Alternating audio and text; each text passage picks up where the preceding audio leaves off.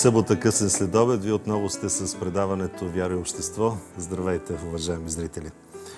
От днес до 14 февруари се провежда Световната седмица на брак. У нас тя се случва за четвърти път, но за първи път с активното участие на религиозните общности.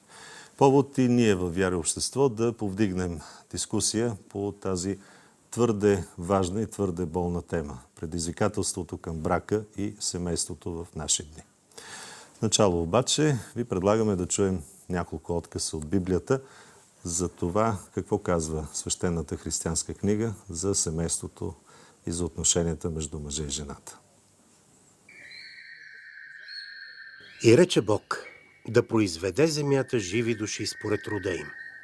След това рече Бог да сътворим човек по наш образ и по наше подобие и да господарува над морските риби и над небесните птици и над зверовете и над добитъка и над цялата земя и над всички гадини, които пълзят по земята. И сътвори Бог човека по свой образ, по Божий образ го сътвори. Мъж и жена ги сътвори. И благослови ги Бог, като им рече: плодете се и множете се, пълнете земята и обладайте я, и господарувайте над всякакви животни, които пълзят по земята. И рече Господ Бог: не е добро за човека да бъде сам, да му сътворим помощник, не му подобен. И създаде Господ Бог от реброто, взето от човека, жена, и я заведе при човека. И рече човекът: ето, това е кост от костите ми и плът от плътта ми. Тя ще се нарича жена, защото е взета от мъжа си. Затова ще остави човек баща си и майка си и ще се прилепи към жена си, и ще бъдат двамата една плът. И бяха двамата голи и не се срамуваха. Мъжът да отдава на жена си дължимата любов, също и жената на мъжа. Жената не е господарка на тялото си, а мъжът. Също и мъжът не е господар на тялото си, а жената. Не дейте се лишава един от други, освен по съгласие за някое време, за да пребъдвате в пост и молитва. След това бъдете си пак заедно, за да ви не изкушава сатаната поради вашето невъздържане. Вие, жените, покорявайте се на мъжете си, както подобава в името на Господа. Вие, мъжете, обичайте жените си и не ги огорчавайте. Деца, бъдете във всичко послушни на родителите си, защото това е благоугодно Господу. Това са само част от нещата, които казва Библията. Каква е реалността обаче? За това ще си говорим с моите събеседници, които са семейни, млади хора, с отношение към вярата. Затова очаквам, че днес ще си говорим и ще споделяме и личен опит. Здравейте на Михаела Джоргова, председател на Асоциация Общество и ценности, на Димитрина Опренова, която е от Евангелската църква, на Богдан Паташев, който е представител на католическата общност, и на свещеник Сава Кукудев. Благодаря ви, че приехте нашата покана. Започвам с госпожа Джоргова, която е основният двигател, вашата асоциация на тази Световна седмица на брака. Какъв е нейният смисъл? Какво е нейното послание? Смисъл на седмицата на брака е, че това е една международна инициатива, която е стартирала преди около 20 години в Англия и тя цели да обедини обществените усилия за насърчаване на брака и семейните ценности, да каже на двойките: възможно е да имате щастлив брак, но за това е нужно да полагате усилия, както за всяко красиво нещо, което искаме да се случи. Целта е повече превенция. В сферата на превенцията тя дава възможност както на граждански организации, така на бизнеси, на църквата, на верските общности да се включат, да инициират различни мероприятия за насърчаване на двойките. Може да е семинар, може да е ако е бизнес, да даде специални отстъпки по време на тази седмица. Идеята е наистина по всякакъв начин да кажем, заслужава си семейството, вложете усилия в него, понеже оттам идва най-голямото удовлетворение. Това е страхотно послание, обаче реалността сякаш е друга. Поне за България. Благодаря на нашия зрител Димо Иванов, който ни е изпратил една статистика на базата на последното преброяване. 22 000 брака срещу почти 290 000 съжителства на семейни начала. В изпитание ли е брак? Как мислите, госпожо Апенова? Да, може да се каже, че брак е в изпитание. Няма брак, в който да минава през трудности и изпитания. Въпросът обаче е как ще се справим с тези трудности и изпитания. И това е, на което ни учи Библията, Божието Слово. Живеем в един много интересен свят, който обича всичко да получава наготово. И ако философията на модерните дни доскоро беше или е била мисля, следователно съществувам, днес философията по-скоро е пазарувам, следователно съществувам. И много пъти, като че ли в начина, по който избираме партньор, подхождаме по този начин. Да задоволим това, което на нас ни се иска да имаме. И за съжаление, когато започваме да живеем, след това живеем по същия начин. По начин, по който да получим повече. И очакванията, заедно с реалността ни, се разминават много сериозно. Защото брака не е само получаване, брака е едно голямо даване. Подаряване на себе си, на живота си, на посвещение за един цял живот. Поне аз така вярвам. Виждаме обаче, когато казах брака в изпитание, имам предвид, че все по-малко млади хора се решават да сключат брак. Тези, които искат да живеят на някакви семейни начала, го правят в свободна връзка, но като че ли все повече са тези, които предпочитат да нямат и такава трайна връзка. Как да си го обясним това? Тецава? Разбира се, има много причини в съвременното общество и в съвременната култура, които тласкат младите хора към тази несигурност, към това нежелание да встъпят в брак. Преди всичко, според мен и според впечатленията, които имам, това са твърде големите, като че ли, очаквания към семейството. От една страна, семейството бива натоварено с едни такива чисто институционални очаквания, които младите хора сякаш не са готови да поемат. Бракът им изглежда като една отживяла институция от предмодерното време, което те желаят да разчупят. В тая връзка много млади хора разбират духовната същност на брака. Единението, желанието да бъдем с любимия човек в духовно единство, ако мога така най-общо да се изразя, но ги спира чисто тази институционална страна. Тук трябва да се постави за въпроса доколко могат да бъдат измерими гражданския брак и църковния брак. Знаем, че в момента е невъзможно да бъде извършен църковен брак без граждански брак. По-дълбоките обаче пречки и основания на тази несигурност и тази плахост се крият според мен, в секуларния характер на съвременната култура. В това, че, както каза Димитрина, наистина човек живее само за сега, само за тук и сега. Сякаш консумираме всичко, което ни се предлага, всичко е изложено на един пазар, на една витрина и сякаш брака трябва да е едно от тези неща, които са на витрината, които ние трябва да изберем. Тогава избора става несигурен. Дали да е това, дали да е онова, как да съм сигурен, че наистина това е човекът, който е за мен, как да... Въобще такива... И разбира се, в този сумрак на пустотата, която вика от сърцето, на тая бездна, която трябва да бъде запълнена, изниква такива хаотични контакти между хората. В смисъл, невъзможността да се влезе, така да се каже, в вертикалното измерение на тая любов. Оплоскостяването и хоризонтализирането на любовта в брака. Тоест, смята се, че свободната любов е да можеш да избираш. Обаче каква свобода е това? Можем ли в тази хоризонтална пустиня ние да постигнем висотата на любовта, за която ни говори и светия апостол Павел? Тоест, можем ли да гледаме, да виждаме в очите на другия Бога, Божията икона, така както християнството ни казва, че трябва да гледаме на човека, както Христос ни учи да гледаме на човека. Не се ли оказва, че разпада на брака като институция и като възможност за съжителство на двама души е пряко следствие от разпада на християнските ценности? От тоталната секуларизация?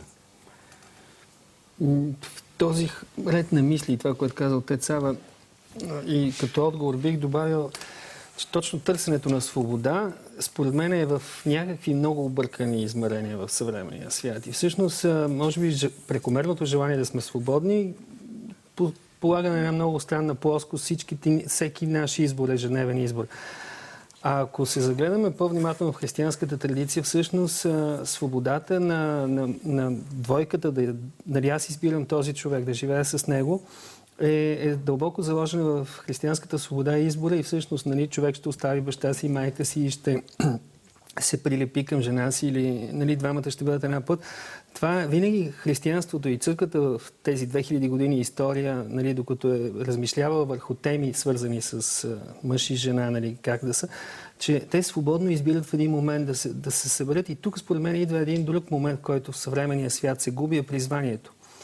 Това, че всеки от нас, може би много малко хора живеят живота си с цел, нали, че трябва да следват някакво призвание. И всъщност, ако много векове или в много моменти от историята човек се ражда и е знал, че трябва да избере някакво свое призвание и го е следвал, тогава и брака е част от това призвание. Дали да останеш сам, дали да сключиш брака. Нали, това е една основна цел в живота, която вече в църквата може да бъде благословена, може да бъде по католическа традиция.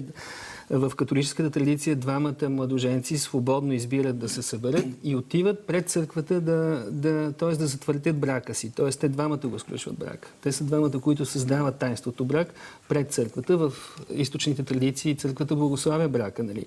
Във всяка една традиция, искам да кажа, има своята дълбочина и богатство и красота, които сега пред свободата на избора сякаш се губят, размиват, но според мен призванието е нещо много важно. Тук е, че ние сякаш не живеем с мисълта, че имаме едно призвание, което трябва да развиваме през живота си и вече да търсим отправните точки. Дали ще е Бог, или ще е магазина, в който ще ходим да пазаруваме, или теленовелата, или сериала, който гледаме.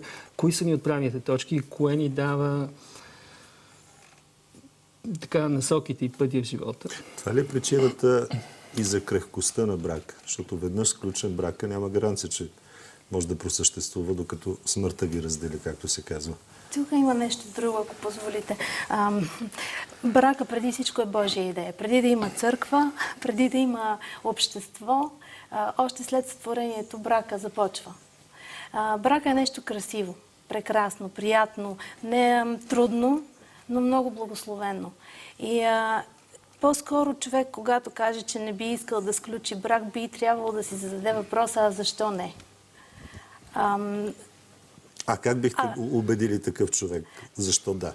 Човек сам трябва да отговори на себе си първо. Защо не? Защо да, има много доводи и аргументи и сме ги чули от много хора, много пъти, но защо се отказвам от това нещо? Какво не искам? Страхувам ли се от нещо? Липса на посвещение ли е? Някакъв вид врата, която искам да оставя настрани, за да има изход ли? Всъщност тогава, когато човек смята, че има врата, тогава не се застъпва да застане здраво и да пази ценностите на брака и взаимоотношенията си, защото е много лесно при първата трудност да избяга при тази врата. Посвещението е нещо много дълбоко и тук, както и отец Сава каза, какво е любовта? Дали обичаме някой само тогава, когато може да ни даде неща, когато е красив, когато е здрав, когато е добре, когато има възможност да ни дарява с неща. Обичаме ли и посвещаваме ли си да обичаме тогава, когато дойде болест? Тогава, когато има трудности, тогава, когато има неразрешим проблем и препятствие, защото предизвикателствата за всяко семейство са различни. Много неща можем да кажем. Но любовта се посвещава човек да обича този такъв какъвто е. Обаче как знам какъв е, когато човек често пъти се учи, расте, променя се и не само това, ами често пъти показваме лице, което другите искаме да видят в нас. Не винаги сме това, което което наистина сме. Но когато човек започне да живее с някой, наистина вижда характера му, вижда други особености, но тогава, когато се е посветил, се бори за тази любов. Ако ми позволите още 1-2 минути, тогава, когато опитвам да оприличавам брака на градина, градина, в която и двамата се трудят и допринасят, или на танц. И когато човек не знае танца, не танцува съвсем добре, настъпва другия, но тогава, когато започне да усеща музиката, започне да разбира другия до себе си, тогава има хармония. Тогава слушате една и съща музика, тогава вървят в една и съща посока. Обаче, ако в тази градина единия се труди повече от другия, образно казано... Тук идват проблемите. Тогава, когато се труди повече и тогава, когато разваля на другия красивите неща... Какво се случва тогава? Прошка. Къде е компромиса? Прошка. Така ли? Според мен трябва да мислим брака като единство преди всичко. Разбира се, вътре в това единство винаги има някакъв деликатен баланс, но то е преди всичко единство. В един древен текст, вече не помня кой, се казваше: там, където двамата не са двама, а са вече едно, там вече Царството Божие е дошло. Обаче, нали си даваме сметка в колко много списания, вестници по медиите непрекъснато се дават съвети мъжа как да угоди на жената, т.е. елегантно да я манипулира, респективно нежния пол, така как да манипулира по-добре силния пол. Това не е единство, това са... Точно, ама защото погледа... Два камъка, които така някакси трябва да се... Погледа на съвременната култура към брака е точно като някаква механика, като някакъв механизъм, като някаква неизбежна манипулация. Сякаш, вие християните ни говорите, че има истинска любов. Говорите ни, че двамата могат да станат едно, ама вие всъщност ни лъжете. Ние знаем, че това е просто един егоизъм, това са едни манипулации, това е една утилитарна, така обществена институция, която трябва да запази рода. Просто, всъщност, вярваме ли днес в истинската любов? Достатъчно по-детски ли... Тоест, детето в нас живо ли е? Много често сякаш се взимаме твърде на сериозно и забравяме това, което децата знаят със сърцата си, че истинската любов я има. Според мен не всеки, който е се докоснал до брака и до любовта, естествено, че всички тези неща, които си казваме сега, ще ги сподели, ще се съгласи, но наистина пък и обективните реалности на съвременния свят са толкова много проблеми има, толкова много двойки живеят без брак или без деца и после се разделят, защото няма деца, или пък искат да си осиноват деца или да си направят деца. За съжаление, и не могат, примерно. За съжаление, има много такива проблеми и съм сигурен, че всеки индивидуален проблем е достатъчно сериозен, достатъчно тежък и всеки би казал: вие с вашите хубави мисли, оставете ме, аз не мога да си реша моят личен проблем. Бих казал, че няма златно правило, няма отговор, но пък затова е добре и бих призовал всички, които имат малко разум или добра воля, когато са в добро разположение на духа, наистина да се роват в историята, да се роват и в светите писания и да се обърнат към църквата, защото има много богата история, от която можем да почерпим. Иначе инициативата, за която спомена госпожата, е именно заради това, че има проблеми, сигурни сме всички, има еднополови бракове на Запад, колкото искате. Колкото искате проблеми, но това според мен са претенциите на съвременния човек. Тоест ние свикнахме демокрацията и свободата да я изживяваме като защита на претенцията на индивида или на малката общност, или на не знам си кой, но някакви претенции, отстояваме някакви претенции, вместо да се борим за идеи, за идеали, за любов, за тези вечни стойности. Така че, според мен, търсейки вечните стойности, по-лесно ще намерим отговор, или всеки би намерил отговор за конкретния си проблем. Аз не се наемам да давам отговор за правилните решения. Този ред на мисли, госпожо Джоргова, една седмица със сигурност не е достатъчна, за да може всичките тези неща отново и отново да се кажат. Тя със сигурност не е достатъчна, но поне е седмица, в която всички заедно може да обединиме усилията си като общество, църквата, гражданските организации, да направим нещо в посока за семейството, за брака. И друго интересно проучване е, че 90% от младите хора, това е направено в Щатите и в Англия, между пълнолетни между 18 и 27 години очакват техния брак да продължи за цял живот. Това е много интересно. От друга страна, както у нас, така и в тези страни, почти всеки втори брак се разпада. И това ни кара да се замислим всъщност какво да направим така, че тези очаквания на тези млади хора, как да им помогнем да ги обучим, понеже телевизията, медиите, всичко ни показва, няма филм без изневери, точно как да изманипулираш другия, как да вземеш от другия. И именно тук се намесва седмицата, предоставяйки, насърчавайки всяка група от хора да предприеме нещо, семейните двойки да обърнат внимание един към друг. Даже имаме всеки ден предизвикателства, сме казали на седмицата, практични съвети, предложения към брачните двойки, какво те могат да направят, за да обучат близостта помежду си в брака. Може ли леко да открехнете завесата? Какво ще предизвикате? Значи тази година фокуса ни е, мотото ни е малките жестове един към друг. Както лисичетата, малките лисици изяждат лозето и където нямат дърва в огъня, представили камъчетата, които връщат колата, тези мъдрости, така и хубавите неща се случват с нещо малко. И по някой път ние ги изпускаме тези неща. Друго, което искаме да покажем на хората е, ние трябва да се научим да си говорим един на друг на нашия език на любовта.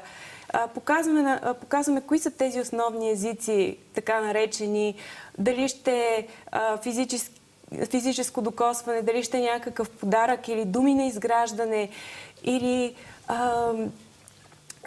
тези точно дребни неща, които за някой може да означават съпруга да се опитва да обсипва жената с подаръци, а пък на нея просто да й трябва една прегръдка или нераздвоено внимание, в което той да я изслуша, да поговори с нея. И точно да научим един на друг къде са нашите нужди и да може да ги посрещаме и каним хората да не е само през седмицата, през цялата година, като поне веднъж в седмицата отделят качествено време един за друг. Да преоткрият също едно от предизвикателствата и да преоткрият това, което харесва да правят заедно. Да се върнат също да отворят сватбените си албуми, да видят кое ги е събрало, да се срещнат с друга двойка, която харесват може би нещо в техния брак, да обменят идеи, да се вдъхновят, да плануват уикенд заедно, двамата. Понеже като се обърнем назад, като знам, че тук всички сме семейни, запомним онези неща, които тези хубави моменти, преживявания, където някъде сме отишли на различно място, разчупили сме рутината, всички тези емоции, спомени така избликват в нас.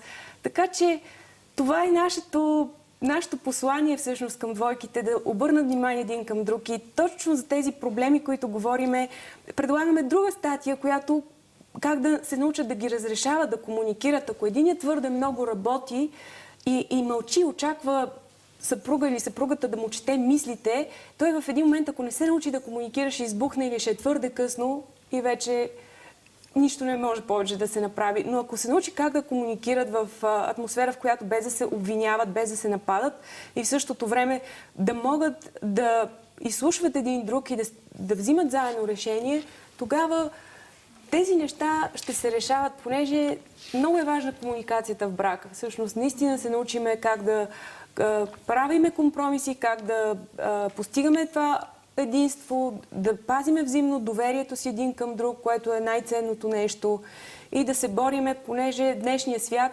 непрекъснато всичко друго, но не се насърчава и вярността, сякаш за да освежиш връзката си, излез, направи изневяра и така нататък, нали, направи нещо различно, което напротив, хората след това не са щастливи, те се чувстват ограбени от това нещо.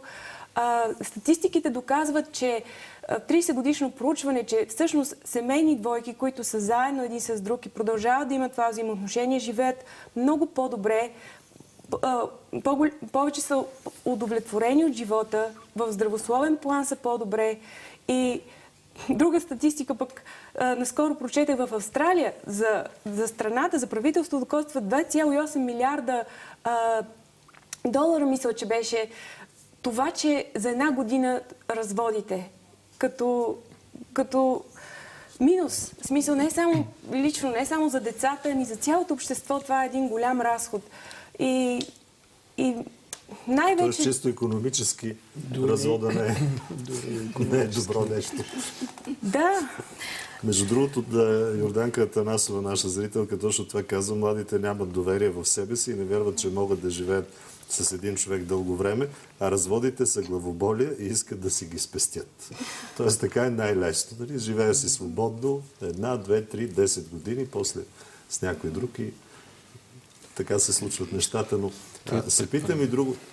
Казвам, стоят пред прага, без да прекрачат тази граница, без да влязат в това ново битие, в този нов начин на живот.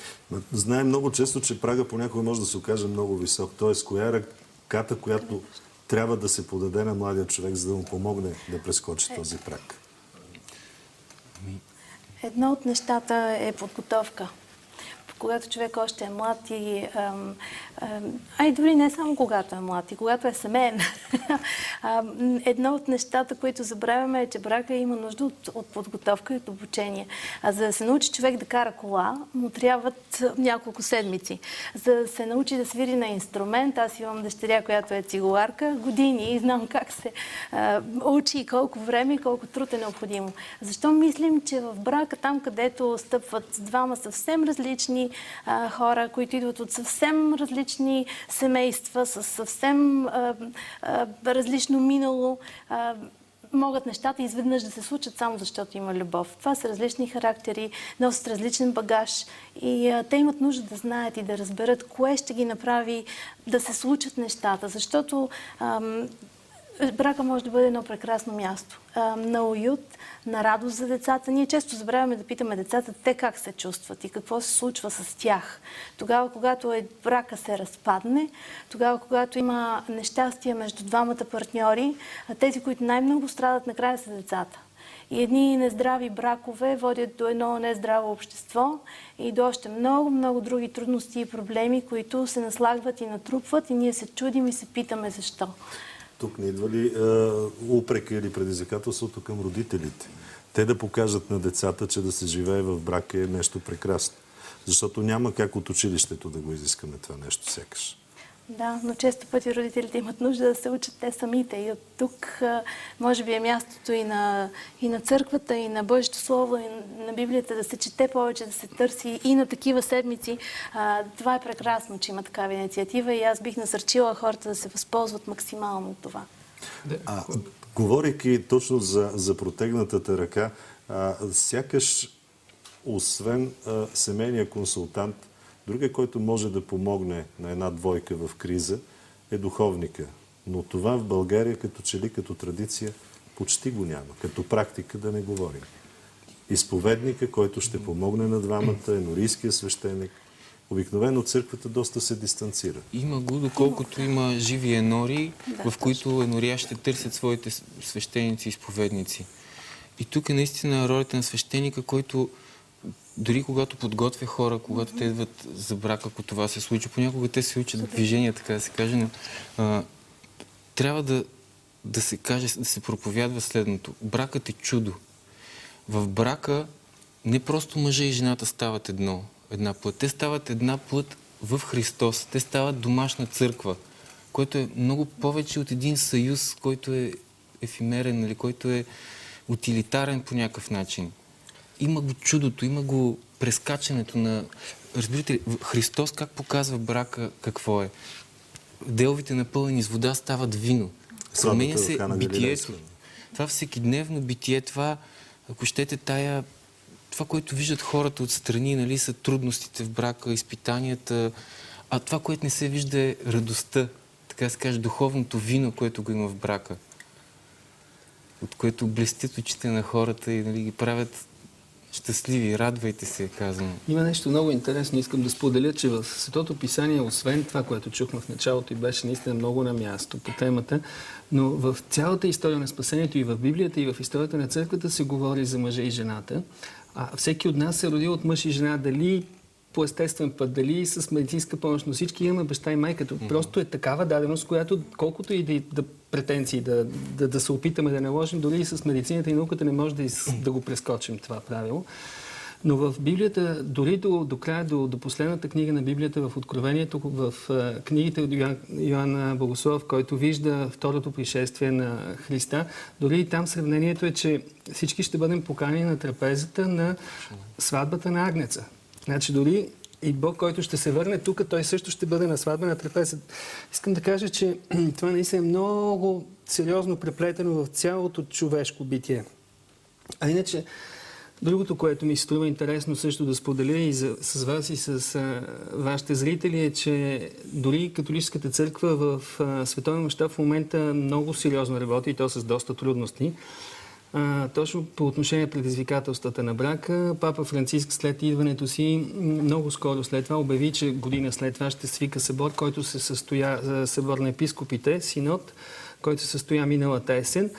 Като този синод беше придружен от едни въпросници, стигнали до всички енори по католическите църкви по целия свят с въпроси и проблеми. Проблемите не са само за небрачни двойки, за еднополови бракове. В Африка има много семейства, които все още живеят по едни особени начини на племени начала.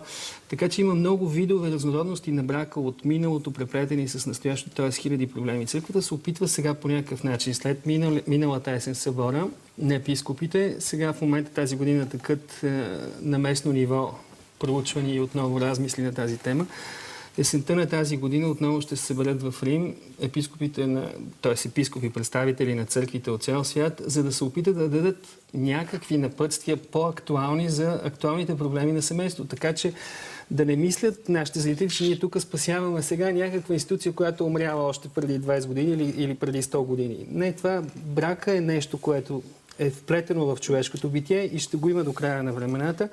Въпросът е, че то може да търпи някакви промени, но нека тези промени да са измерими с истинността на искрената любов и на призванието, което всеки един трябва да прегърне. Може би този прак, според мен, е призванието, което двойката трябва в един момент с пълна свобода и отговорност да кажеш да, правиме тази крачка и...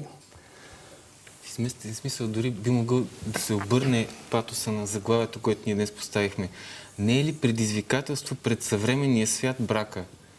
В тая връзка един православен богослов казва, най-великата революция, която човек може да дигне в днешно време е да се ожени.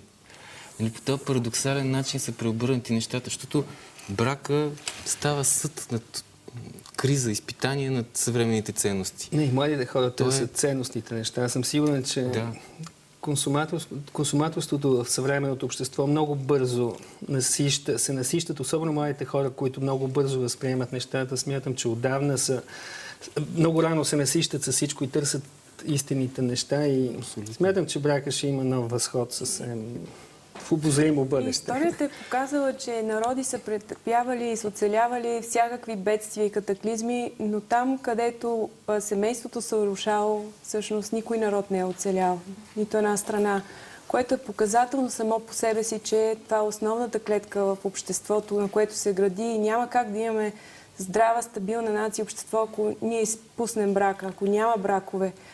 И другото е, че 9 от 10 съжителства преди 16-та година се разпадат, което също трябва да го вземем в предвид. Да, брака може да е в криза, но при съжителствата процента на разделите е много по-голям.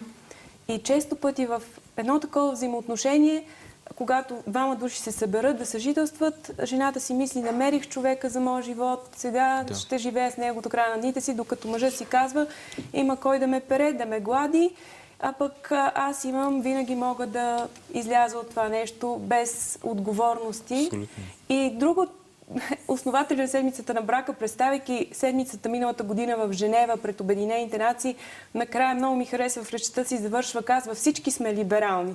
До момента, в който не си дадеме сметка какво ще се случи с нашите деца по този път, по този начин. Тогава, казва, всички ставаме консервативни.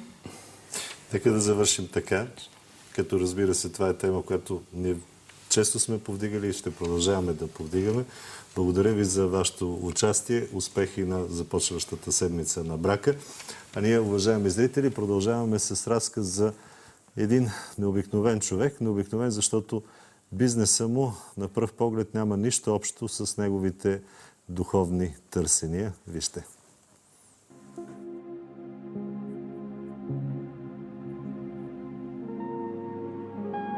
Може ли да има днес истинско родолюбиво дарителство, без да е опетнено от личен интерес и шумен пиар?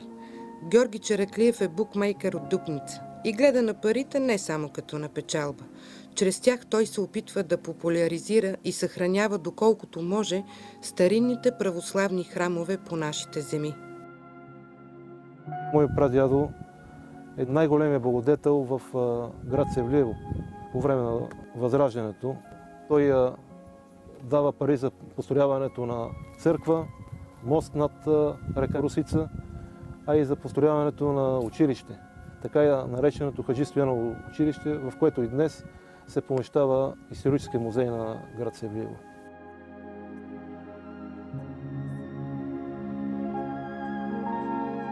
Намираме се пред средновековната църква Свети Спас на село Червен бряг, в полите на Верила планина.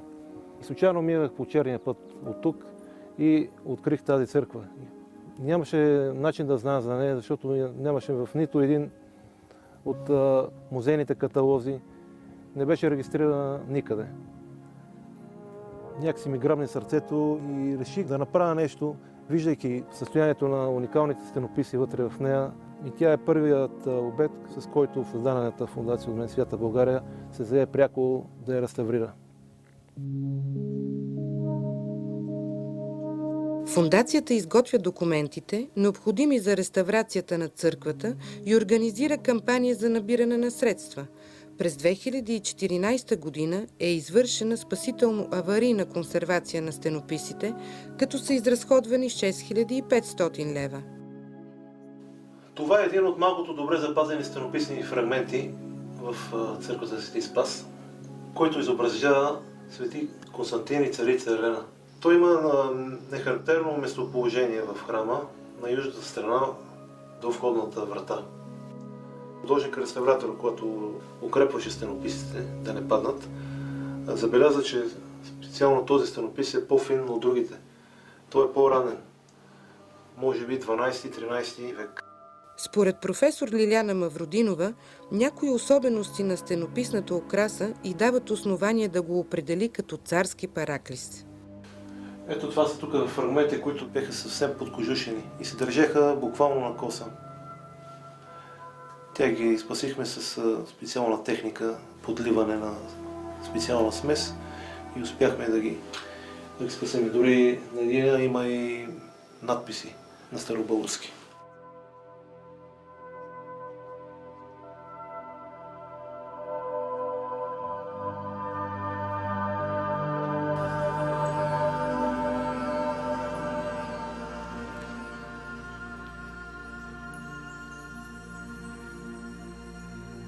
Фондация Свята България спомага за отпускане на средства от Министерството на културата за археологически разкопки в района на църквата. Те показват, че Свети Спас е издигнат върху по-ранен храм, съществувал през 5 и 6 век. Предстои цялостна реставрация, която освен обновяване на стенописите, ще включва изграждане на основи и дренажна система. Всеки, който има желание да помогне за запазването на тази старина, оцеляла през вековете, може да помогне чрез дарение и по сметка поместена в сайта Свети места. Георги Чараклиев е пропътувал стотици километри из България с една цел – да открие, да популяризира и върне към живот забравените храмове и параклиси, с които е осеяна страната ни.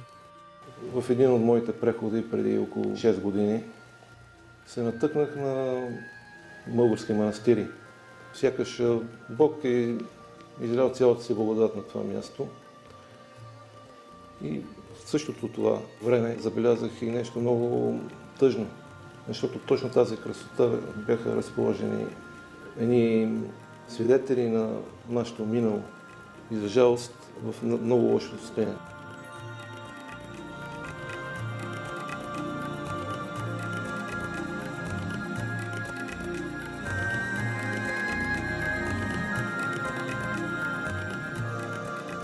Така се зароди идеята ми да направя един сайт.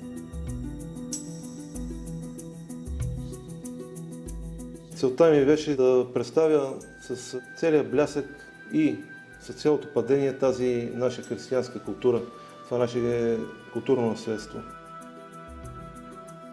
Сайтът Свети места разказва за богато наследство на християнската култура по нашите земи.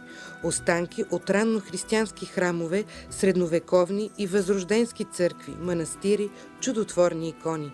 Сайтът разказва и за български светини, които са извън сегашните предели на България. Средно по 6 часа всеки ден почти отделям, да мога да попълвам, да пиша за всеки един обект, за всеки едно селище. Това ми костваше последните 6 години да измина близо 100 000 км. Естествено, това е свързано и с финансови разходи. И за цялата тази дейност срещам подкрепа и разбиране от моето семейство, от моята съпруга, моите родители. За популяризиране на сайта Свети места, Георги Чараклиев е организирал 7 изложби из страната, за да насочи вниманието към опазване на българските паметници. Това е, може би, един от първите манастири, които посетих. Ребровският манастир Свети Николай над село Ребро, Трънско.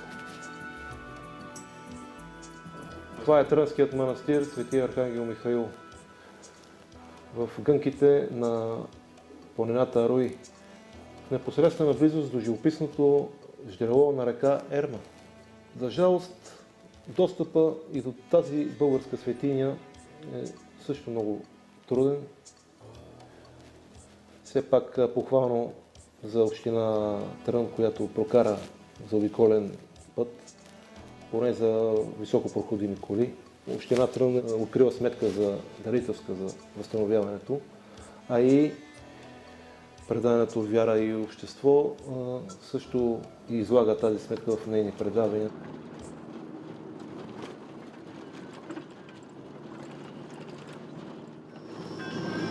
Съвсем скоро го прокарах тук. Всичко беше такъв кърстала. Нямаше достъп. И цялата църква беше обърната с така растителност. Намираме се в чудно красивата местност Свети Никола под село Буково, на левия брак на река Струма. Тук пред църквата Свети Никола, строена през късното средновековие. Само до преди 5-6 години тази църква беше практически недостъпна. Човек, за да я намери, трябваше едва ли не да мине като през джунгла. Но благодарение на инициативата на местни хора тук, които се обединиха и разчистиха място, прокараха път, сега може да дойдем и да я видим.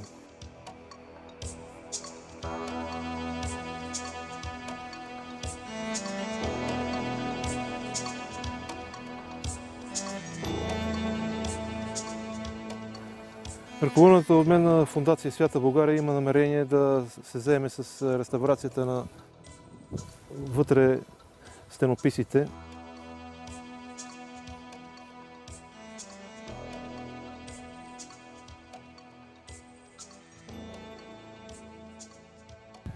В последно време прави впечатление, има едно такова строителство на нови параклиси и църкви, което е хубаво, но нека то да бъде преди да сме възстановили старите си храмове, историческите храмове, които са преки свидетели на нашата история, защото не ги ли се храниме ние.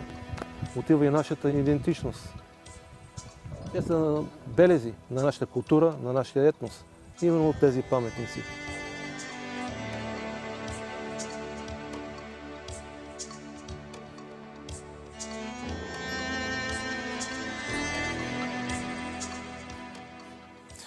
Продължаваме с разговор за една книга, която предизвика невероятен интерес сред ценителите на духовната литература. От 25-я час до вечния час. Нейн автор е Константин Върджил Георгио, а благодарение на Тони Николов, който е мой гост сега, тази книга достигна и до българските читатели 50 години след нейното издаване във Франция. Точно така и може би колко 25 години сигурно след като съм я открил самия аз. Георгио е изключително интересна фигура в съвременната румънска литература и дори в двойното си качество, писател и свещеник. Не са толкова често такива фигури. Нещо повече пък ценителите в света го наричат православния Честъртън. Авторът е, да кажа, над 30 романа, остросюжетни, някои от тях наистина с интересна интрига. Афористична мисъл, една изключителна поетичност на слога. Това е един много голям румънски поет, всъщност печелил голямата награда още 40-те години в Румъния за стихосбирката си "Калиграфия по снега". Обаче става свещеник къде? Става свещеник във Франция, емигрант от комунизма.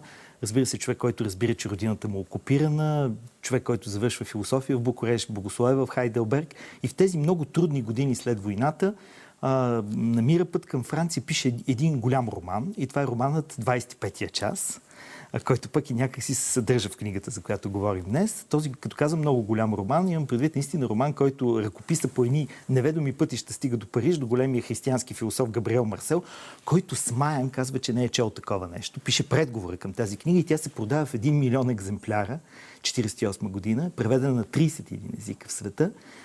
Екранизирана с Антони Куин в главната роля, една продукция от 60-те. Георгио още в този роман вече очертава един сблъсък между писателя и свещеника, бащата, т.е. диалог между размисъл в съвременната цивилизация в светлината на апокалипсиса, така да кажем. И тогава в 60-те всъщност той пише тази книга, която днес представяме, своята духовна автобиография от 25-я час, един час преди края и към вечния час. Какво се крие за това твърде странно и необикновено заглавие, тъй като знаем, че денонощието не е 25 часа, 24 часа. Да, но 25-я в отците на църквата е добавеното време. Той винаги говори за 8-я ден. Знаем, че има 7 дни в седмицата, но пък 8-я ден вече е другото възкресение, т.е. другата неделя като възкресение. Това е малко времето, така да се каже, накрая, и той започва по нишката на спомена всъщност да пресъздава едно невероятно време, времето на едно детство, което той твърди, че не е на земята, е на небето. Георгио е потомък в Молдавия на поколение и по баща и по майка. Той казва на поне 4 века свещеници. Никой не може да изчисли колко са те в поколенията. Знаело се от дете, че той би трябвало да бъде свещеник. И това се случва обаче по-късно, чак 63-та година във Франция. И през цялото време той живее с едно усещане, че някакси задържа призванието си, нали? Макар да избира друго, нали? Си служи със слова до тогава. И този разказ всъщност за детството на небето, той казва, че всъщност какво означава да живееш на небето? Ти си роден в свещеническия дом, роден си на свещена земя. Всъщност нямаш други играчки, така да се каже, освен това, което църквата ти предлага. Влизаш вътре от малък, виждаш лицето на баща си и смяташ, че това е икона. Той постоянен, той съучаства, така да се каже, във всичките служения, които извършва баща му. Понякога единствения, защото казвам, но знаех още тогава като дете, че щом сме двама, има един трети, който е Бог, защото където и да служи свещеника навсякъде по света, заедно с ангелите, нали, незримо присъстват на една света литургия. Живите и мъртвите са заедно. Той живее редом с гробищата, където той знае, че те обаче всички са упокоени, така да се каже. И твърди, че гробищата са най-красивите в неговото родно село, там някъде по бреговете на Карпатите с много цветя. И изведнъж съзерцава тези ликове живее и казва, че всъщност се секуларизира, ако използваме този термин, когато тръгва на училище, се налага вече след много по-късно, когато стъпва за пръв път на някаква грешна земя. До тогава той не знае какво е всичко това. Казва, че дори децата в училище знаят, че той ще стане свещеник, когато тихо не говори това пред Вирджил. Той ще стане свещеник, нали? Защото свещеника, и той описва ролята на свещеник в тези такива предградия на Карпатите, как той ги нарича, 3000 км от Париж. Едно невероятно дълго село в долината на където нахлуват винаги от изток неприятелите, първо турци, после руснаци, както той казва, винаги врага идва от изток, взимат и камбаните, разрушава нещо, опожарява, нали, гони хората, крият се децата, за да не станат еничери. Нали, неща, които ние разбираме просто така, човек се преживява и българската съдба, именно там, нали, е подготвено цялото това небесно пребиваване. По невероятен начин е разказана службата. Аз не познавам друга такава книга, може би, в световната литература, която отдолу с много прецизни цитати от отците на църквата всъщност, нали, се извършва едно такова. И то съвсем не е натрапчиви. Съвсем не е натрапчиви, да. Това ли прави книгата толкова търсена, че дава един невероятно идеалистичен образ на свещеника? Нещо, което сякаш в днешно време много рядко може да се види. Да, и което ни липсва. И той самия, нали, обяснява с тези диалоги с баща си. Той не го разбира и го пита, ако си свещеник, защо ходиш в това расо, което няма няма цвят? Защо всъщност твърдиш, че си Христов кон, който трябва пеша да обикаля, нали, ден, и че той му обяснява баща, че свещеника няма ден и нощ, няма почивен ден. Така. Тази книга издига един много висок стандарт и изисквания към свещеника същевременно. Какво е да бъдеш свещеник 2 пъти отец, както той казва, да имаш своите деца, но и всички да бъдат твои деца. И когато баща му обяснява какво е свещеник, му казва: аз съм баща на всички, които са родени, на всички, които ще се родят, но и на всички, които са били някога на този свят. Аз съм всъщност свещеникът, баща на всички. Много високо изискване, наистина. Но много интересно, в тази книга никъде не се споменава и думата за майката. Има една глава за майка Презвитера, която е поетеса, но като че ли образа на свещеника и бащата... Просто някакси майката наистина липсва в тази книга. И това не е ли опит наистина да се, ако така се пренесем и към предния разговор, опит да се погледне много сериозно на ролята на бащата, която все повече няма в наше време. И това го има, и отговорността на служението също време, защото то наистина през погледа на бащата и свещеника се конструира изискването на този свят. Иначе невероятни са перипетите на тази книга. Нали? Каква е отговорността на бащата, когато вече младия Вирджил разбира, че може би няма да стане свещеник, защото е толкова беден, да кажем, че този баща е толкова беден, че не може да прати сина си в семинарията и той е принуден да се запише във военно училище, се стига до нещо. Баща му погребва евреин на света земя, нали? И се описва първата религиозна война в тази книга, която може да избухне, нали? Защото всички са възмутени. Нали, православната църква реагира, но реагират и еврейската общност. И всъщност селените единствено от това село, което смята, че всеки трябва да бъде упокоен в земята и да се помолим, какво лошо да се помолим за него, не могат да разберат за какво става дума, докато всъщност бащата има заплаха да бъде наложено, нали, съответно наказание на неговото служение. И как бащата отговаря? Бащата отговаря, че всеки, отговаря, че на това предизвикателство, че всяко едно човешко същество е син на Бога. Той това е мислил, не е знал какво мислил, че всъщност и всъщност е интересно, че неизвестният, който се озовава в този гроб, е наричан Теогностос, известен само Бога. Той казва, всеки човек е известен само на Бога. Ние земните жители не винаги знаем кой какъв е.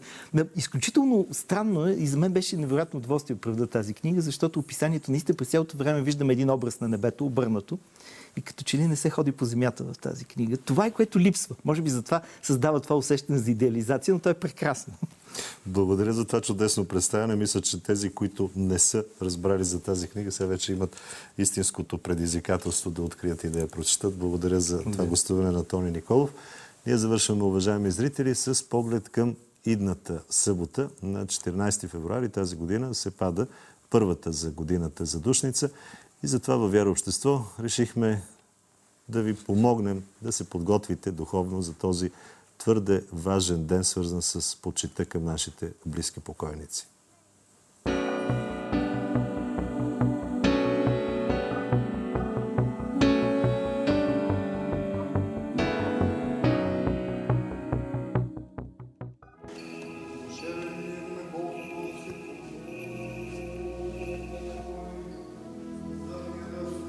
Християните я отправят постоянно молитвата за починалите. Всеки ден, в неделя и на празник. Защото за Бог живите и мъртвите са едно. В православието ние всички вярваме, че смърт няма. В този смисъл православните християни, които се представят пред Бога, т.е. починат, се срещат със своя Създател. Още от древността светите отци са казвали, че не е страшно самото умиране, страшен е отговора, който трябва да дадем пред Бога. Помена или панихидата е богослужебно последование за молитва с помощта на свещеники в храм или на гробищата за нашите починали любими хора. Това е и едно много важно припомняне за всеки от нас, че ние сме смъртни. Че всичко, което живеем тук и сега, има своя отзвук във вечността и за самите ни души. Това, което можем да правим за покойните, е да се молим на Бога, именно да подобрим по всякакъв начин, чрез любовта си и молитвата, именно тяхното положение там при Бога. За това всяка една молитва към Бога за онези, които са си отишли, е символът на любовта. Ние не сме ги забравили и искаме да получат дарът на живот вечен, онова, в което вярваме, че този живот не престава и че от тук нататък имаме възможността да живеем при Бога, а не да застанем пред страшния съд за осъждане.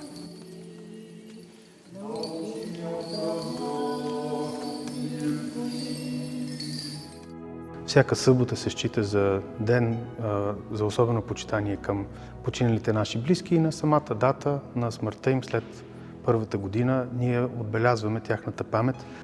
В този смисъл е много важно да знаем, че на всяка света литургия също се поменават и нашите покойни близки. Защото светата литургия, обикновено в неделите, е най-големия християнски празник, празника на Възкресението. А Възкресение има когато и след смъртта. Затова и на самия помен част от богослужебните текстове казват: ако ние не вярваме във Възкресението на Христа, и за нас не би имало такава надежда за Възкресение.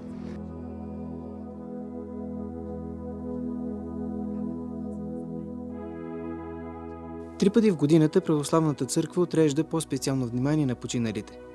Тези дни се наричат задушници и винаги са в събота. Едната е в съботата преди Архангелов ден, втората е преди началото на Великия пост, а третата преди рождения ден на църквата – Петдесетница. Трябва да кажем, че пред големите постни периоди в църквата винаги има такъв ден задушници. И ако трябва да търсим логиката на този ден, то отново откриваме в любовта. Ние, които сме все още на тази земя, в земния свят, никога не забравяме в молитвите си онея, които са си отишли от нас. Затова тези дни, подготвяйки си да влеземе в постния период, ние показваме любовта си, както към онея, които са около нас, така и че не сме изместили от сърцата си тези, които вече са се преселили в Небесната църква. Задушница е денят, в който ние се погрижваме за душите на нашите близки, чрез молитвата, чрез поменът, който извършваме в храма. Освен с молитва, любовта на християните към отишите си от този свят се изразява и със специално молитвено последование, което се нарича панихида. На задушница в храмовете винаги се отслужват общи панихиди. На тях се споменават и всички, които са починали през вековете и нямат живи близки, които да се помолят за тях. Панихидата е молитвено последование. Ако трябва да преведем от гръцки, то значи всенощно молитвено последование. Логиката на това откриваме още в древността на църквата ни. Когато християните са били гонени, те са извършвали тези молитвени последования, спомняйки си за онея, които са си отишли от тях. И по този начин са намирали и за себе си успокоение и утвърждение на вярата си, че завета на Бога ще се изпълни, че тази смърт, която ние преживяваме в плът, не засяга нашата безсмъртна душа. На всяка православна панихида задължително присъстват коливото, варено жито, хлябът и виното. Особен акцент се поставя на коливото, което е свързано с християнската вяра във Възкресението. Ние вярваме, че веднъж умряли, умираме за Бога и наистина ще възкръснем в онзи обещан ден. Може би житото е най-яркия пример за това възкресение. Има редица правила и от годините утвърдени и със своята дълбока символика. Например, свещите, които палим, които са символ на надеждата за възкресение, символ на самата молитва. Виното, което се отваря и се потребява и се прелива и дори на гроба в кръстовидна форма, също има дълбоко символно значение за християнството. Знаем, че и светото причастие се извършва с вино, което се претворява в кръв Христова. Бог ни даде знанието, че ние сме призвани към вечност, че ще дойде времето на Възкресението.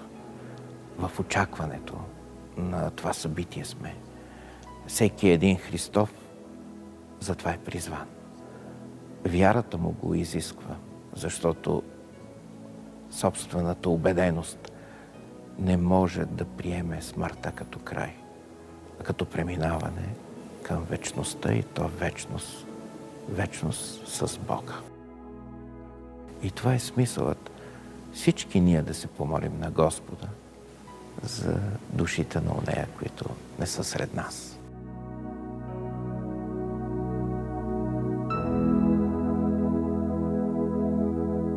Като продължение на думите на отец Ангел, че смъртта е само праг към вечността, искам да завърша днешната ни среща с цитат от книгата от 25-я час до вечния час на Константин Върджил Георгиев, за която говорихме преди малко. Ето какво пише той. Смъртта никога не откъсва един християнин от енорията му, нито от неговата църква, нито от неговия свещеник. Мъртвите не само са неизменна част от енорията и вземат реално участие в литургията, но и в много отношения са по-висши от живите. Мъртвите не могат повече да съгрешават. Те не могат вече да са подвластни на изкушенията и греховете. От тази гледна точка тяхното съществуване отвъд гроба е по-висше от това дори на най-съвършените смъртни. Това е едно от големите им предимства спрямо нас, живите. С това Вяра Общество завърши, уважаеми зрители. Довиждане до следващата събота.